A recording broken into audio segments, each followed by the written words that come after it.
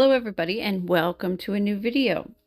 For this video, I have these frames that I got off Marketplace. I got them for free, so I thought I would do a fun project with them.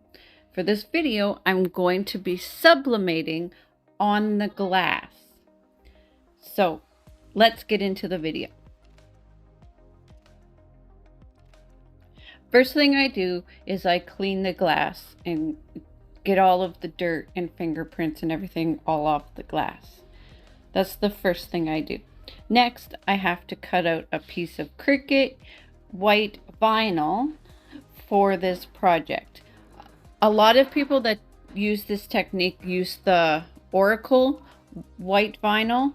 I'm going to, because I have a huge roll of the Cricut white vinyl, I'm going to try this with the Cricut brand and see how well it turns out.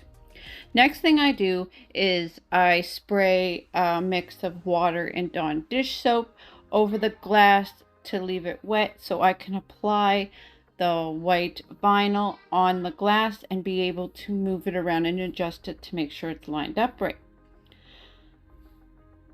See there, I was able, because it wasn't lined up right, I was able to just pick it right up because it was wet underneath. And this is an awesome technique to use. It prevents air bubbles under the vinyl when applying it to the glass. So after I get it lined up the way I want, I just use the little Cricut tool to push all the water out from under the vinyl, and I make it so it's completely dry. This takes me a little bit to completely get all of the water out, but once I do, we can move on to the next step. So after I get it all dry and pushed all the water out from under the vinyl, I tape down my design onto the back of the vinyl. Now, when I printed out the sublimation picture, I did not mirror it. Very important not to mirror for this project. Next thing I do is, once it's all taped down on the back, I put it on the heat press. I was recommended 385 for 190 seconds, so that's what I did. I put it under there for 190 seconds at 385. Now, one thing you'll see more in a few minutes, but one thing I wish I had done was covered the entire surface over the design with paper, because where it was not covered by the design, the sublimation sheets, it kind of like wrinkled around, because regular vinyl is not meant to be heat pressed on, so it kind of wrinkled everywhere there wasn't the sublimation paper. So next time I'm going to completely cover it, protecting the regular vinyl from the heat so it does not wrinkle.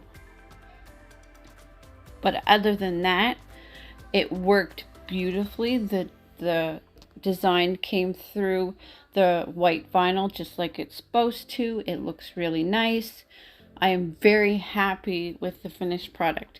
Now, I just used a Mario Midjourney image that me and my husband What's Truth made for a test for this, because this was my very first sublimation on glass project, and I wanted to use a picture, an image that I can just do a test run, and if it didn't work out, it wasn't something I was going to be heartbroken over.